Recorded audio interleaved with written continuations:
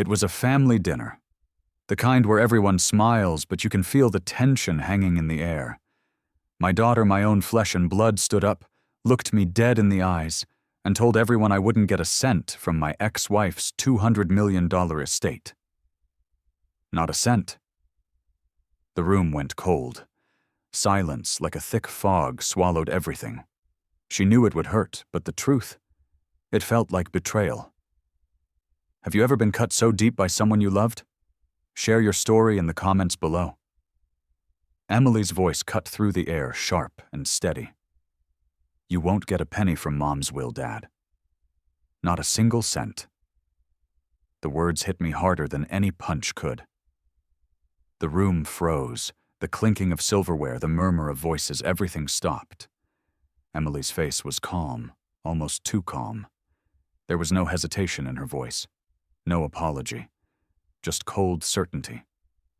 Mom left everything to me. She made sure of it.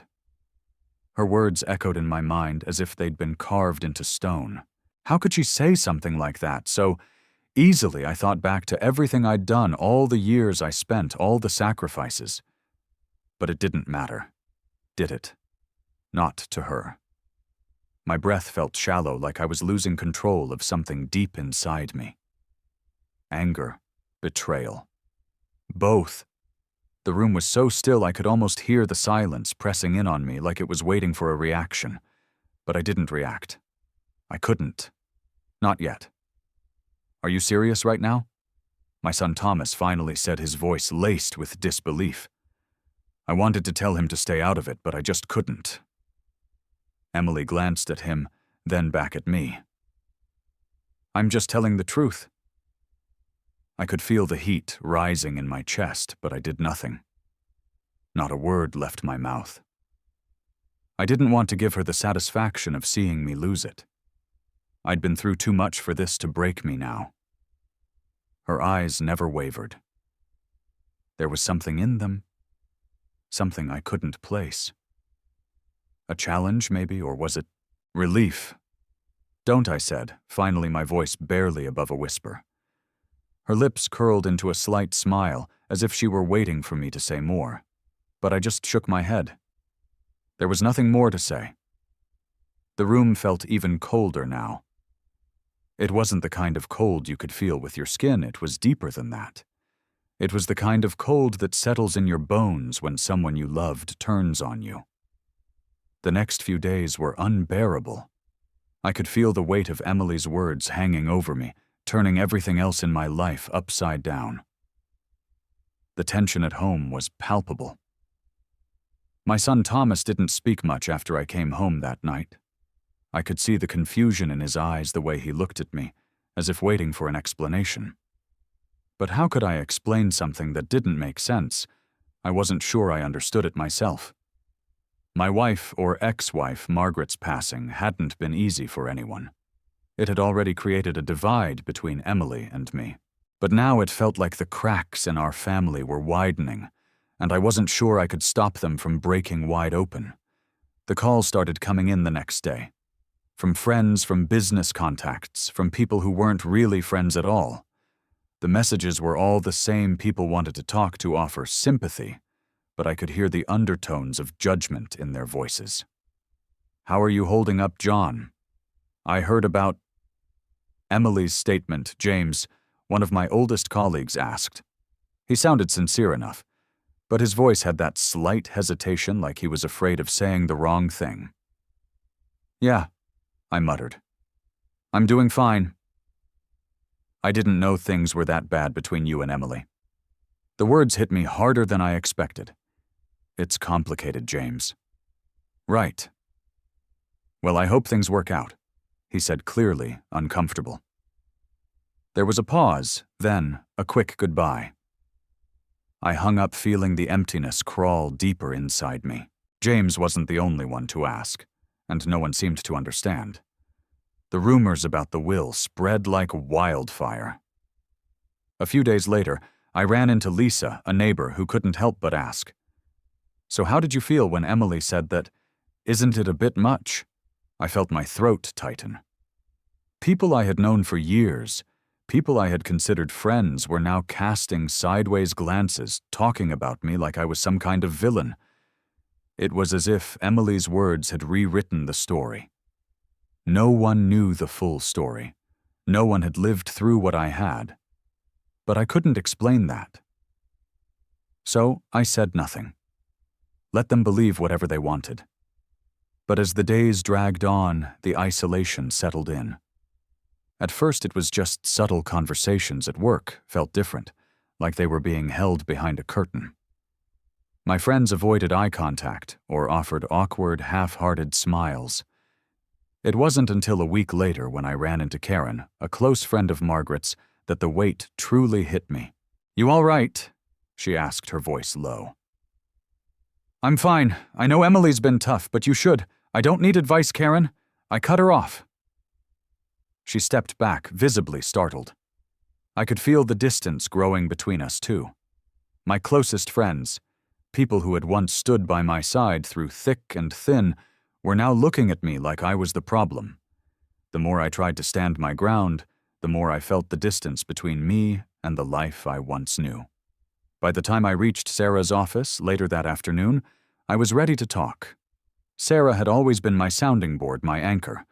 After Margaret's death, she had been there for me not as a colleague, but as a friend. "John, you've been quiet," she said, offering me a seat across from her desk. "How are you holding up?"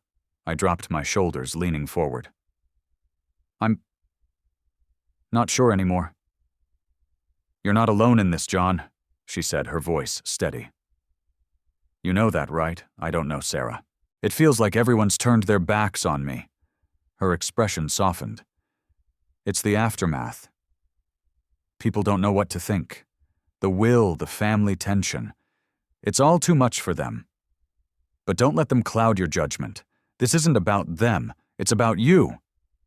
I rubbed my temples, exhaustion overtaking me.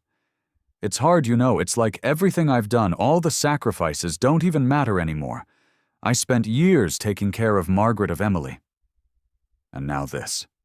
Sarah leaned back in her chair, her eyes never leaving mine. "People are quick to judge John. They don't know the real story. And Emily, she's playing her game. But you don't have to play by her rules. You're better than that." Her words stuck with me as I left her office. I had been so consumed by the shock of Emily's declaration that I hadn't stopped to consider what came next. What was I supposed to do now? I could feel the pressure mounting, the sense of isolation weighing me down. There was a part of me that wanted to lash out to demand answers from Emily, from everyone who had ever doubted me. But another part, the part Sarah had touched on, told me to hold back, to be calm, to think before I acted. I woke up to the same cold feeling in my stomach. Emily's words echoed in my mind like a broken record. "You won't get a penny." The more I thought about it, the more the reality of it all seemed to sink in, leaving me uncertain. Was I wrong for feeling betrayed? I had spent years trying to make things work, sacrificing everything for Margaret and Emily, only for it to be thrown back in my face. The doubts crept in slowly. Maybe I hadn't been the perfect father. Maybe I hadn't been the perfect husband. But I had tried. I had always tried. And still I questioned myself. Could I have done more? Did I miss something along the way that led to this? These questions swirled around in my mind, refusing to let me go. It was hard to tell where the pain of betrayal ended, and my own guilt began. The phone calls started up again, this time with people I hadn't heard from in a while. They didn't ask how I was doing. They asked about the situation. Everyone seemed to have an opinion on what was going on, but no one seemed to care about what I was going through. They all had their own version of the story. "John, I've been hearing some things. Is it true that you didn't really keep up with things at home after Margaret got sick?" Jack, an old friend from work, asked one afternoon. The question hit me harder than I expected. "I did what I could," I said, my voice tight. "I was there for her." But you know, some people think that if you'd been more present, things wouldn't have gotten this bad. He said it like it was just a casual observation, but the sting lingered. I'm doing fine, Jack. Thanks for asking. I hung up before he could say anything else. His words had cut through me. But worse than that, it was the way he said it, like he wasn't sure whether to take my side. Like I wasn't the person he thought I was. Days later, I ran into Carla, another old acquaintance. Her face was polite, but I could see the judgment in her eyes. She couldn't hide it. John, can we talk? I heard what happened with Emily. It's just, I'm surprised. Everyone thought you were so involved with Margaret. She said, her voice full of sympathy, but there was something else there, something I couldn't place. I forced a smile. There's a lot you don't know, Carla. Oh, I know, she replied, giving me a small, awkward laugh. It just seems a bit strange, you know. I wanted to tell her to mind her own business, but I kept my mouth shut. She wasn't the only one. More and more people seemed to have their own version of the truth. And the more they talked, the more isolated I felt. The more I realized how little anyone actually understood what I had gone through. It was around that time that Emily started using her power to tighten her grip. The will wasn't the end of it. No, she was just getting started. She began limiting my access to the house, to the family trust, anything that could possibly give me a stake in what Margaret had left behind. Reaching out to Emily had become impossible. She always seemed a step ahead. Doors that once stood open were now firmly shut. It felt as though every move was being monitored, every attempt at connection intercepted. Whatever ties remained, she held them in her grip. The next blow came when the lawyer who had handled Margaret's will went silent. Calls rang endlessly with no answer. Emails vanished into the void. Even letters handwritten deliberate received nothing in return. Piece by piece, the lifelines connecting me to the past were being severed. That's when the truth emerged. This wasn't neglect. It was orchestration. Emily had made sure of it. That night a line was crossed internally. Waiting passively was no longer an option. If she intended to corner me, she would find resistance waiting. Recordings began, conversations, captured messages, saved every maneuver documented. Each small act of manipulation was gathered with care. Nothing would slip by unnoticed again. Yet a voice in the back of the mind whispered, "Is it truly this bad doubt?" crept in slow but poisonous. But the more uncovered, the clearer her reach became. Her power wasn't loud or overt. It operated quietly, threading through decisions, relationships, access, until the entire structure of my life lay beneath her shadow. Then came the family meeting. Emily called it her tone, leaving no room for debate. The moment the room came into view, tension settled like a fog. No polite gestures, no preamble. She stood at the head of the table, posture rigid, eyes cold. "I've made decisions about the estate," she said, "and you won't be involved in any of it. Not now, not ever." The words struck like a hammer. Her voice held a challenge, direct, unapologetic. Silence thickened across the room as every gaze shifted toward me. This was no discussion. It was a declaration, a transfer of power, a warning. A surge of anger tightened the throat, but any outburst would only serve her narrative. Losing composure would be surrender. "Are you serious?" The question came, measured, refusing to crack. "As serious as I've ever been," she replied without hesitation. "You've had your chance. You don't get to take anything more from this family." It was the final nail, an unmistakable claim to dominance, wrapped in the language of responsibility. Everything built, cared for, preserved, dismissed, as though it had no value. Trying to push back, even slightly, Margaret's will. "You've already seen it," she cut in. "It's final." Her gaze moved to the others, signaling the end. My presence no longer mattered. Leaving the meeting felt like stepping out of a collapsing building. Words weren't worth offering anymore. Emily had already written the script. The true devastation hit later. Checking access to Margaret's assets revealed the depth of her control, locked out completely. Every account, every document, every portal into what was once shared, gone. Passwords changed, permissions revoked, doors slammed shut. This wasn't about finances. It was erasure, deliberate, calculated chilling. Staring at the screen, the magnitude settled in. How had things spiraled so far? How had Emily maneuvered into every corner of my life, taking control? With such precision, attempts to reach Margaret's lawyer again fell into silence.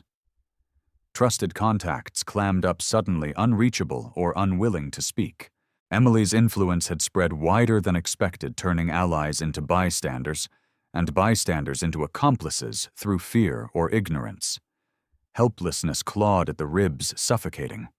Yet beneath it, a spark refused to die. This wasn't the end. Not yet. Caution became essential. One misstep could cost even more than had already been taken. A deep breath steadied the hands clearing the fog for the first time in days. The fight wasn't over. Not by a long shot. Emily wouldn't be allowed to win, not like this. Control had been stolen, but it could be reclaimed. The truth was still on my side, buried beneath her layers of manipulation. The first step was clear evidence. Texts, call histories, financial statements, digital records, everything became a potential weapon. Digging began in earnest, each search conducted quietly, methodically. Trust became a fragile commodity. Even Sarah, loyal as she'd been, couldn't be relied on completely. Everyone seemed compromised. Everyone seemed part of a larger game. The phone buzzed sharply, cutting through the stillness of the evening. A new message.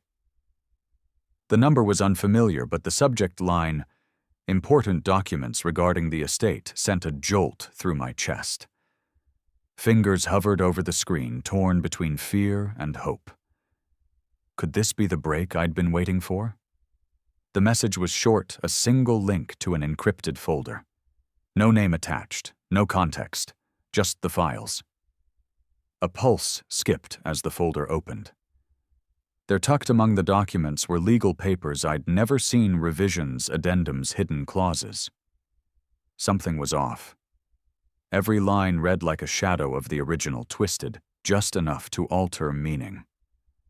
The deeper I looked, the clearer it became. Emily had been playing a far deeper game than anyone realized. Leaning back, the weight of the truth settled in. Memories of Margaret surfaced: the hospital nights, the stubborn dignity she held on to until the end. She had trusted Emily, yet the document suggested a betrayal buried beneath signatures and ink. Margaret had left something for me, but the will had been manipulated, terms changed, clauses hidden. The phone rang. "John, I need to talk to you. It's about Emily," Sarah said, urgency threading through her voice. "We agreed to meet immediately." Sarah always had a way of slicing through the fog, grounding me when everything spun out of control. At her office, she sat surrounded by neatly arranged papers. "I've looked over the documents you sent," she said. "It's worse than I thought." A bitter breath slipped out. I knew she was playing me. "This wasn't a grudge," Sarah replied. "Emily knew exactly what she was doing. She manipulated Margaret's will. These revisions weren't in the original draft. The room seemed to tilt." How could she even do that?" Sarah spread the papers out. "Look at these clauses. She ensured you'd never access the assets. She changed the entire structure." A hand dragged across my face as anger and disbelief collided. "So all this time I was fighting for something I thought wasn't meant for me?" "No," she said firmly. "You had a right to it. Emily removed you from the picture. She's been setting this up from the beginning." The realization hit like a collapsing ceiling. Guilt had blinded me, my past with Margaret, the distance we'd struggled through. Emily had weaponized it. Every step from Margaret's final days to the family meeting had been staged. Sarah continued, "You have a choice. Walk away and let her win or fight back. But you can't win by reacting to her. You need strategy." The idea of letting chaos fade held a dangerous appeal. But was that the man I wanted to be? Was that Margaret's legacy? My legacy? Should I walk away? The words came out heavy. Sarah shook her head. "If you do, Emily wins. Every lie she told, every manipulation validated. This isn't about money. It's about dignity, justice." The truth of it hit deep. This wasn't a financial battle, it was personal. Emily wasn't just stealing assets. She was stripping away identity, rewriting my place in the family. I can't let her get away with this. The words came from a place deeper than anger, resolve hardening into something immovable. Sarah nodded, a glimmer of pride in her eyes. "Good. But be careful. Emily won't stop. If you're not precise, she'll destroy you publicly." The plan started forming over the next few days. Documents were assembled, messages saved, every thread of communication gathered meticulously. It wasn't just about fighting the will. It was about exposing the truth, showing others what they hadn't seen. But the deeper I dug, the more formidable Emily seemed. Her influence permeated everything: lawyers, relatives, advisors. She had shaped an entire narrative while leaving me outside the frame. The days blurred together as I sank deeper into the investigation. The more I dug, the clearer the manipulation became. Emily had been working behind the scenes for months, maybe even years, to secure her position. I hadn't seen it at first. I had been too focused on my own guilt, too clouded by the betrayal to look at the bigger picture. But now, with every document I uncovered, every email I read, the truth became undeniable. Sarah had been my anchor in all this. She was the only person I could trust. She helped me see what Emily was really doing, not just in terms of the will, but how she had systematically isolated me from everything, from people who might have stood by me. Every action Emily took was calculated. And it wasn't just about money. She was controlling everything: the family, the assets, my connections, all of it. "John, look at this," Sarah said one afternoon, sliding a file across her desk. It was one of the final pieces of the puzzle. In it, a document dated months before Margaret's passing confirmed that Emily had altered the terms of the will. Not only did it guarantee Emily would inherit the majority, but she'd gone so far as to cut me off from accessing any part of the family's trust funds. "She's not just after the estate," Sarah said, leaning back. "She's after power. This is bigger than you think." Years spent beside Margaret, managing finances, overseeing investments, anchoring our family's stability, had always given me a sense of security. At the very least, a say in what mattered. But piece by piece, Emily had woven herself into the center, tightening every thread until everything lay neatly in her grasp. "Do you think anyone will believe me?" The papers trembled slightly in my hands. Doubt still lingered, though it felt different now, less suffocating, more sharpened. Sarah held that steady, razor-clear gaze. "Belief isn't the point, John. Facts are. And you've got them. All we have to do is present the truth." She wasn't wrong. The longer I studied the altered documents, the more Emily's strategy emerged. She hadn't simply taken what she wanted. She'd reshaped the entire structure around herself, elegant in execution, ruthless in intent. She wasn't going to let this slide. The first warning arrived a week later. Short, blunt, chilling. "Stop digging, John. If you know what's good for you, you'll let this go. There will be consequences." The message burned on the screen long after the phone stopped vibrating. Whoever sent it knew exactly what they were doing. Fear crawled slowly through my spine, but retreat was no longer an option. Too much had been taken already. A slow breath steadied the shaking. "This is it," I told Sarah the next morning. "She's trying to scare me off. But this doesn't end here." "Good," she replied without hesitation. "But we stay smart. No recklessness. Every move must be deliberate. We expose her, but on our terms." Her resolve bolstered my own. Years spent in the shadows of passivity, letting decisions fall where they may, those days were done. This fight wasn't just necessary, it was overdue. Together we built the case. Emails, records, signed statements, voices from those who had seen glimpses of what Emily had done. Every small deceit, every subtle manipulation stitched together into something undeniable.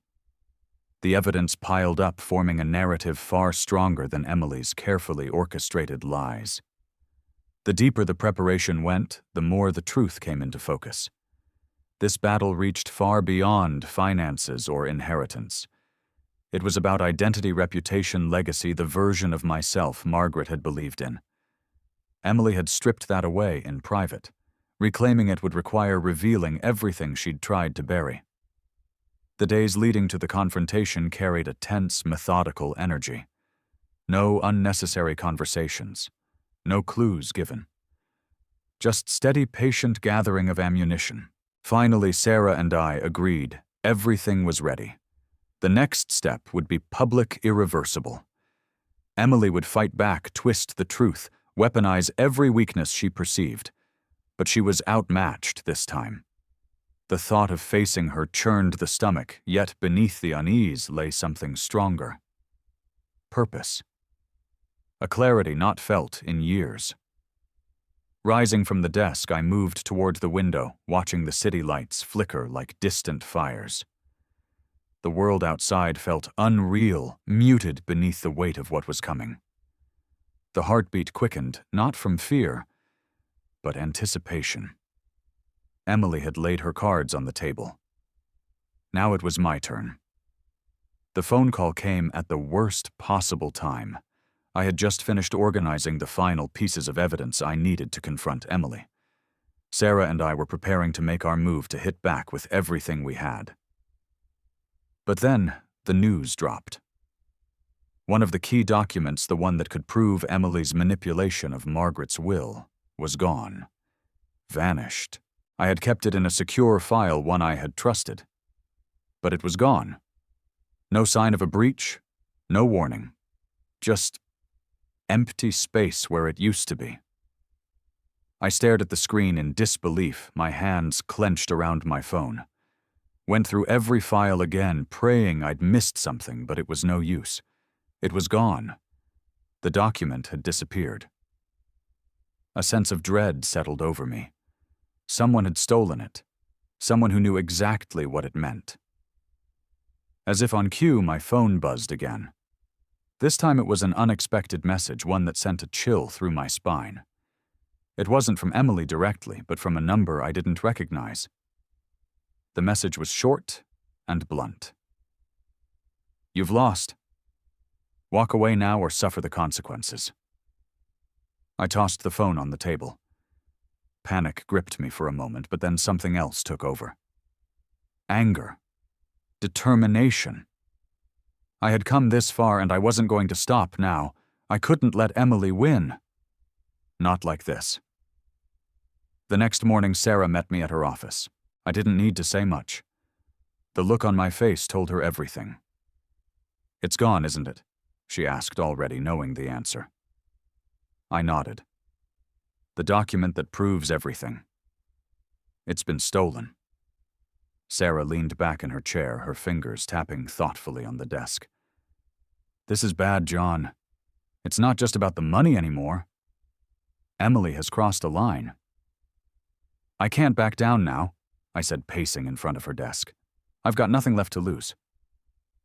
She stared at me for a moment, then stood up, walking over to the filing cabinet. "We have to work with what we have. Emily's playing the long game. But that doesn't mean we can't play smarter." We went over our options again. The truth was, the loss of that one document had complicated things. But it didn't mean we were out of moves. I still had other evidence. There were witnesses who could back up the claims. And Emily wasn't going to get away with this. It was time to hit back. But before we could make any real plans, Emily made her next move. A few days later, I received a letter from Emily's legal team. They had cut me out of every remaining asset tied to Margaret's estate. Any access I once had to family properties or accounts was now revoked. I was officially locked out. The blow was swift, and it hit me harder than I expected. I had expected her to retaliate, but not like this. She had gone all in. Emily had made it clear there was no room for negotiation, no space left for me to fight from. She wanted me gone, and she was willing to do whatever it took to make sure I was. I sat at my desk, staring at the letter in my hands. I felt a strange mix of defeat and rage. She had cut me off, stripped me of everything I'd worked for, but I wasn't done yet. Reached for my phone again and called Sarah. "She's gone too far," I said as soon as she picked up. "I know," she replied. "But this is the moment, John. This is where you make your move. If you want to win, it's time to stop being defensive. You need to go on the offensive." It was like a switch flipped in my mind. I had been reacting to her moves for weeks, trying to catch up, trying to patch the holes. But no more. I wasn't just going to defend myself. I was going to take control back. Emily had made a serious mistake, and it was time to make her feel the consequences. "We start with what we've got," Sarah continued. "And we move fast. Emily thinks she has all the power right now, but that's her biggest weakness. She's overconfident, and overconfident people make mistakes. The plan was simple: gather the remaining evidence, get witnesses to testify, and bring the truth to light. Emily thought she could isolate me, cut me off, but she had underestimated what I could do. The next few days felt like a blur. I worked with Sarah, organizing everything we had, preparing for the moment I would confront Emily, once and for all. There was no turning back now. I couldn't stop until I had exposed her for what she truly was. The day of the confrontation came faster than I expected. The final pieces fell into place, and I was ready. My heart raced, but I didn't feel fear. I felt power, control. But as I stood in front of Emily that day, prepared to make my move, I saw the fear in her eyes. She hadn't expected me to fight back. The court case had been a long and exhausting battle. In the end, it was over. Emily had lost. The law had caught up with her manipulation, her lies. The evidence was irrefutable, the truth laid bare for everyone to see. She had fought fiercely, but she had underestimated me, and now the consequences were hers to bear. It was a strange feeling. I had won, but I didn't feel triumphant. There was no sense of relief, no satisfaction in seeing her brought down.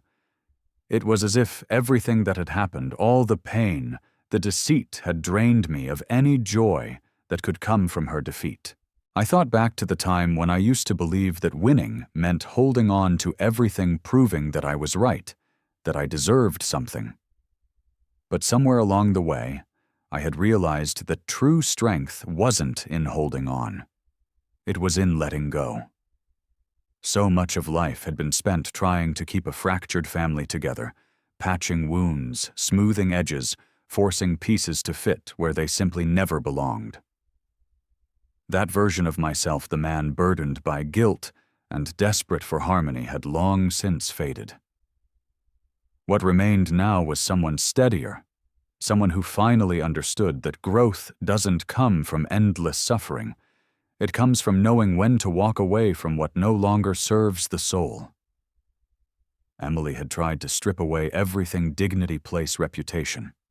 She'd tried to rewrite the entire narrative of my life, and for a time she almost succeeded.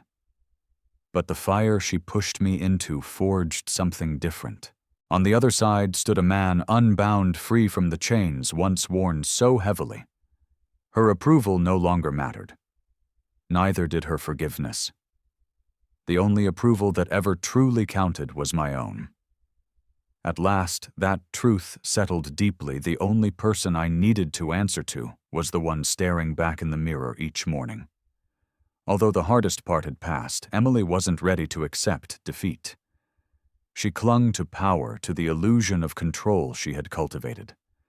Her attempts to manipulate public opinion to cast herself as the victim only exposed her desperation. Support that once surrounded her began to crumble. Friends distanced themselves.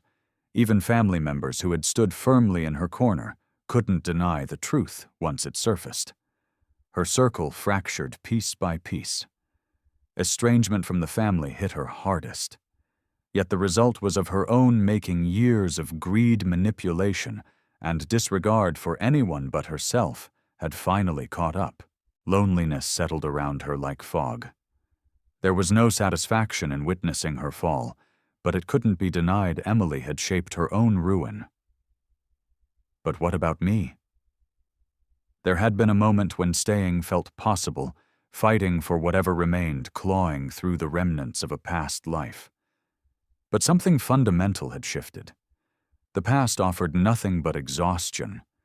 Those memories had been lived, endured, survived. Moving forward meant releasing them. The old house, thick with painful echoes, was left behind. A smaller place became home. Modest, but wholly mine. For the first time in years, peace settled in without resistance. Uncertainty still hovered over the future, but it no longer frightened me. The weight of fixing the unfixable had finally lifted, and breath came easier without that constant pressure. Days began to fill with things that mattered. A volunteer shift at the local shelter, something long wished for but always postponed. A weekend in the mountains, hours spent hiking under wide-open skies. Even the thought of beginning a small personal project stirred a sense of possibility. There was no longer any need to earn anyone's approval. Life was finally mine to shape.